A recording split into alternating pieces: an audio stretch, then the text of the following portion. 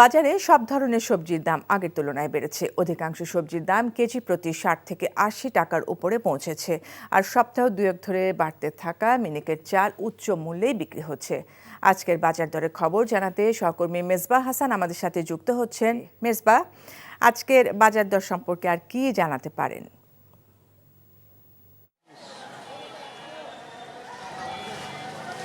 ফারজানা, আপনার প্রতিবেদন শুনছিলাম যে বাজারে সবজির দাম অনেকটা চড়া। যদি ঈদের পরের 2 থেকে 3 সপ্তাহ পরে, আজকে চতুর্থ সপ্তাহ, সেই সপ্তাহে ঈদের পরের তুলনায় কিন্তু আজকের সবজির বাজারটা অনেক ক্ষেত্রেই চড়া।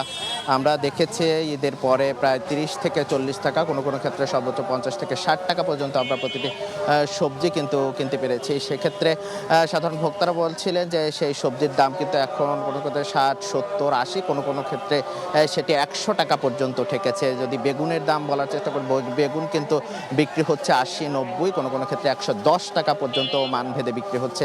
পটলের দাম বিক্রি হচ্ছে, পটল যেটি আগে বিক্রি হতো 40 থেকে 50 টাকায়, সেটি কিন্তু এখন 60 থেকে 70 টাকা পর্যন্ত বিক্রি হচ্ছে।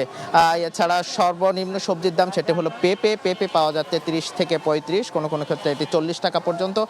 এছাড়া অন্য অন্য সবজির দাম কিন্তু বাড়তি। কাঁচা মরিচের দাম আমরা দেখেছি ঈদের পর থেকে 2-3 সপ্তাহ পর্যন্ত আমরা 40, 50, 60 এর মধ্যে ওঠানামা করতে দেখেছি, কিন্তু এখন সেই সবজির দাম কিন্তু 100 পর্যন্ত ছাড়িয়েছে। 120 থেকে 30 টাকা বিক্রি হচ্ছে। এছাড়া ব্রয়লার মুরগি এবং সোনালী মুরগির দামও কিন্তু বেড়েছে। চালের যে ঈদের পরে যে বাড়তি দাম, সেই বাড়তি দামেই এখনো পর্যন্ত বিক্রি হচ্ছে, কোনোভাবেই কিন্তু হচ্ছে না। তবে অগ্রহায়ণ মাসে যে নতুন চাল আসবে, সেই চালে কিন্তু কিছুটা স্বস্তির বার্তা দিতে পারে বলে আমাদেরকে বিক্রেতারা জানিয়েছে। সব মিলিয়ে কিন্তু বাজারে খুব একটা স্বস্তির খবর নেই আসলে। এই ছিল ফারজানা বাজার দর নিয়ে সবশেষ। বান্ডেল থাকলে প্রতি সেনমানিতে টাকা বাঁচবে। বিকাশ সেনমানি বান্ডেল কিনে জিতুন প্রতি লেনদেনে।